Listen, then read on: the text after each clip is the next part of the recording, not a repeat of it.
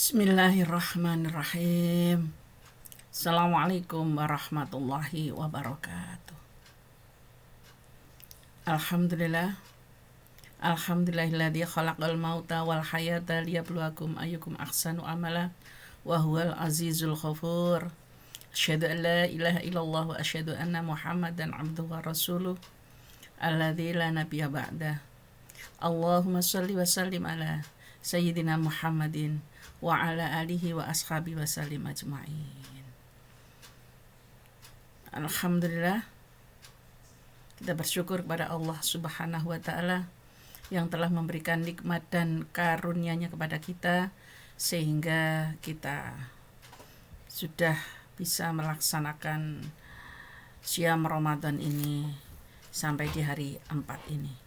Semoga ibadah kita semuanya diterima oleh Allah Subhanahu wa ta'ala sehingga bisa menghapus dosa dan kesalahan kita dengan berharap insyaallah akan bisa berakhir husnul khotimah. Amin Allahumma amin. Pada kesempatan kali ini kita akan berbincang tentang puasa dan menjaga kesejahteraan umat manusia. Allah Subhanahu wa ta'ala berfirman di dalam surat Al-Maidah ayat 2 yang berbunyi Bismillahirrahmanirrahim wa ta'awanu 'alal birri wat taqwa wa la ta'awanu 'alal itsmi wal udwan wattaqullaha innallaha syadidul iqab. Tolong menolonglah kamu dalam mengerjakan kebajikan dan takwa, dan jangan tolong menolong dalam berbuat dosa dan permusuhan. Bertakwalah kepada Allah, sesungguhnya Allah sangat berat siksanya.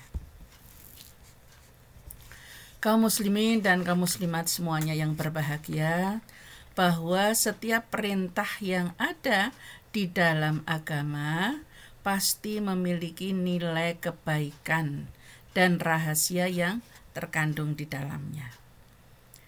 Tugas manusia selaku khalifah fil ard adalah mengamalkannya. Di antaranya adalah memahami dan meresapi maknanya agar tidak sekedar menjadi ritual belaka tanpa ada dampak positif sesudahnya. Karena secara mendasar Allah telah menurunkan agama ini menjadi petunjuk dan rahmat lil alamin bagi seluruh kelangsungan kehidupan manusia serta alam dan seisinya. Artinya ajaran-ajaran yang telah diturunkan oleh Allah Subhanahu wa ta'ala lewat nabinya adalah terutama Rasulullah sallallahu alaihi wasallam akan bisa dan harus diamalkan secara paripurna. Nah, kaitannya dengan perintah puasa, yang mana puasa ini memiliki dimensi sosial, yaitu antara hubungan baik dengan sesama manusia, hablum minan nas, sebagai penyempurna nilai-nilai keimanan dan ketakwaan untuk menanamkan kepekaan sosial dan kepedulian bagi sesama yang memiliki kekurangan secara finansial ataupun kebutuhan lahiriah yang memang banyak serba kekurangan. Maka keimanan dan ketakwaan akan sempurna jika dibarengi dengan amal soleh kepada sesama manusia. Bukankah memang perintah shaum itu adalah supaya menjadi la'alakum tatakun? Dengan la'alakum tatakun inilah yang akan mendorong manusia untuk senantiasa dan selalu berbuat kebaikan dan beramal soleh untuk bekal hidupnya juga nanti di akhirat. Allah berfirman di dalam surat Al-Hadid ayat 7 yang berbunyi Aminu billahi wa rasulihi wa anfiqu mimma ja'alakum mustakhlafina fihi falladina amanu minkum wa anfaqu lahum ajrun kabir. berimanlah kamu kepada Allah dan Rasul-Nya, dan infakkanlah di jalan Allah sebagian dari harta yang telah menjadikan kamu sebagai penguasa, yaitu amanah. Maka orang-orang yang beriman di antara kamu dan menginfakkan hartanya di jalan Allah akan memperoleh pahala yang besar. Kaum muslimin dan kaum muslimat yang dirahmati oleh Allah Subhanahu wa taala. Ibadah puasa yang bertujuan untuk meningkatkan kualitas keimanan dan ketakwaan akan dapat insya Allah mewujudkan kesalehan individual untuk bisa melaksanakan perintah Allah, jadi menjadi pribadi yang peduli kepada sesama, sehingga diharapkan dengan kecerdasan sosial itu maka akan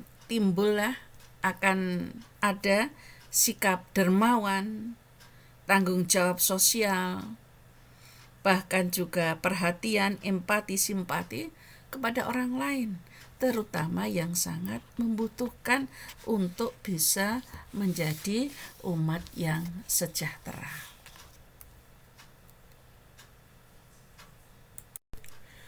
Nah, perintah puasa itu kan hampir selalu dibarengi dengan perintah untuk berzakat, berinfak, bersedekah. Nah, ini adalah juga merupakan jalan untuk mensejahterakan masyarakat. Apalagi banyak masyarakat yang berada dalam posisi sulit dalam kehidupannya.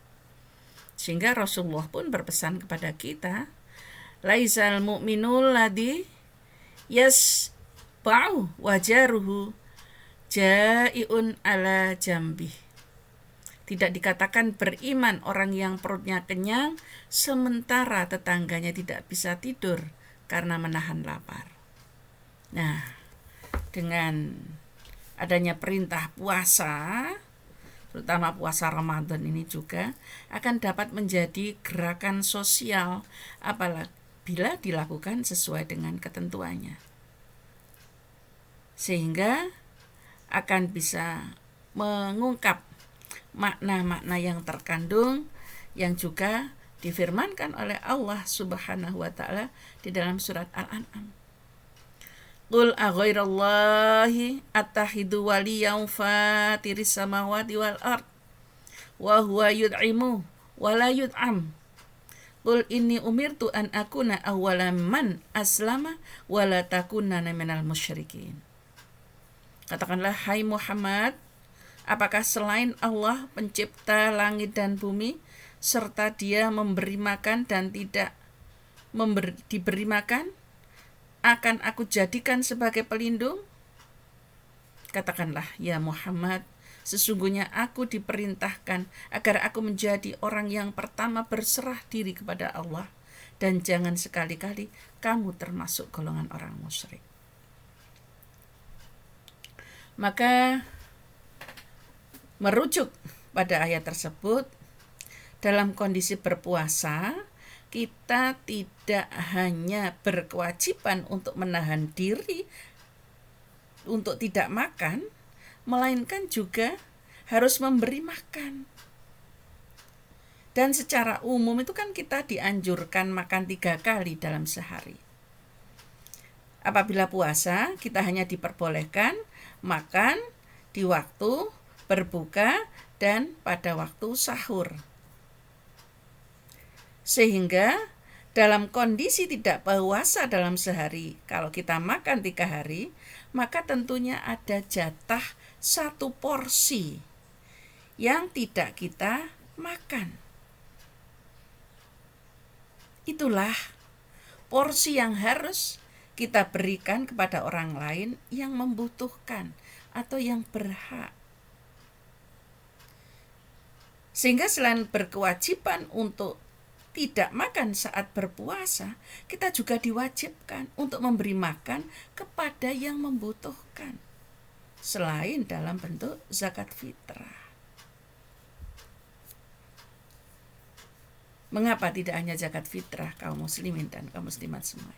Sebab zakat fitrah pada dasarnya tidak ada hubungannya dengan personal yang menjalankan puasa pada waktu menunaikan zakat fitrah.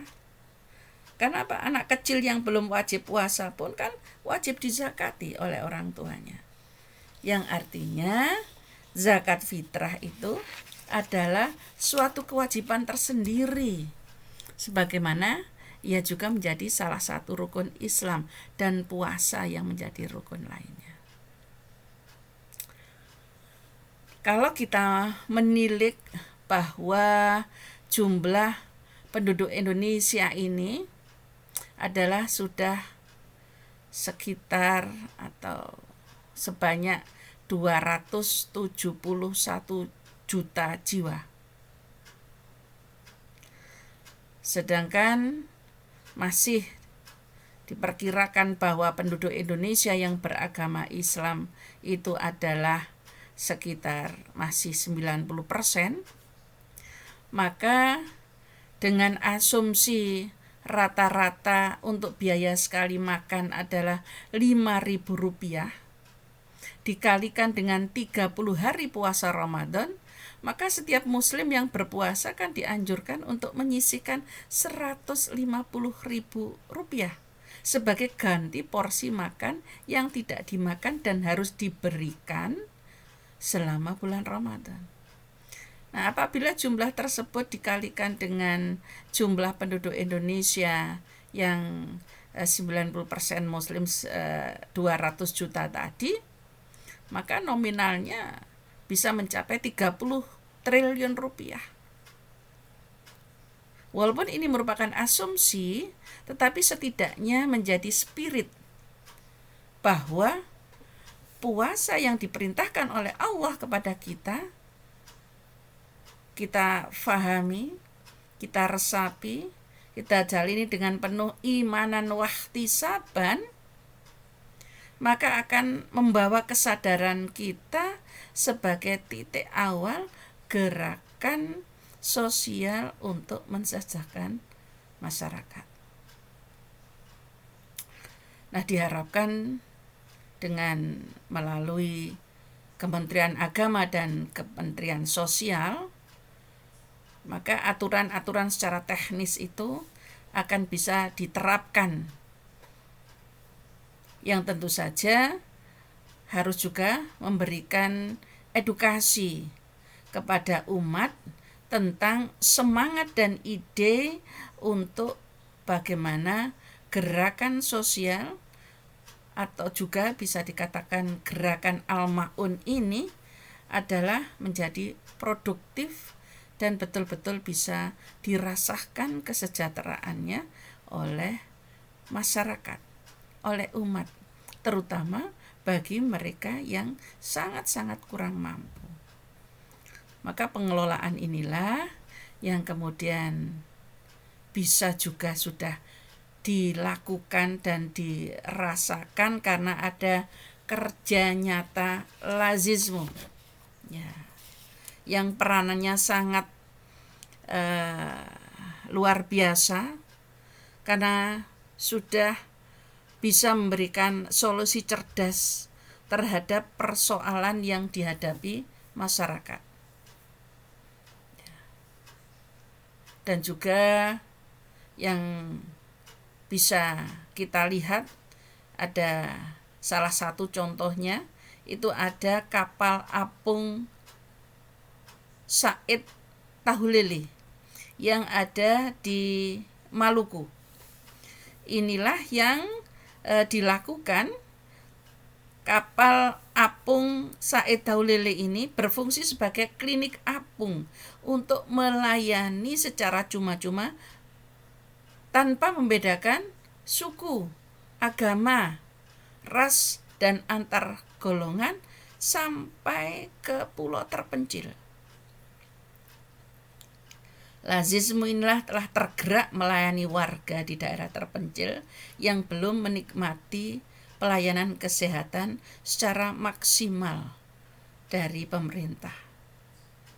Di sana telah dioperasikan dokter, perawat, dan apoteker yang mana sasaran utama klinik apung ini meliputi masyarakat miskin dan kurang mampu yang berada di kawasan pesisir dan pulau-pulau terpencil dan pulau-pulau yang belum memiliki fasilitas kesehatan. Kaum muslimin, kaum muslimat yang berbahagia, sungguh inilah sebagai salah satu contoh juga bahwa dengan adanya kapal apung Said Tahulele ini yang telah bekerja sama ya, dengan Lazismu ini, maka telah memberikan akses juga listrik kepada penduduk yang miskin. Program ini bekerja sama dengan LSM lokal dan Tim Nasional Percepatan Penanggulangan Kemiskinan, Sekretariat Wapres RI, dengan sinergi yang dijalin dalam rangka pemberian bantuan solar panel berkapasitas 100 kWh inilah bagi warga miskin di Indonesia ini secara gratis. Nah, itulah salah satu bukti nyata bahwa memang adanya perintah puasa dan perintah mengeluarkan zakat maupun zakat fitrah akan bisa ikut menjaga dan mensejahterakan masyarakat. Dan hal-hal lain yang telah juga banyak dilakukan oleh Lazismu telah betul-betul dirasakan oleh sebagian besar penduduk-penduduk yang berdampak baik dalam terkena bencana dan santunan-santunan yang diberikan telah bisa dirasakan kehadiran Lazismu ini. Dan semoga kita tetap bersemangat punya spirit gerakan Al-Ma'un ini untuk bisa bersama-sama bahu-membahu mengeluarkan sebagian rezeki yang diberikan oleh Allah kepada kita untuk bisa sama-sama membantu mensejahterakan masyarakat. Insya Allah. Amin. Allahumma amin. Demikian, semoga bermanfaat dan tetap bersemangat agar kita tidak termasuk orang-orang yang mendustakan agama.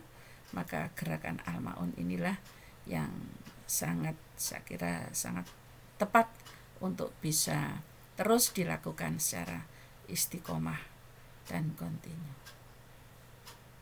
Nasru minallah wa fathun qarib wa basyiril mu'minin. Assalamualaikum warahmatullahi wabarakatuh.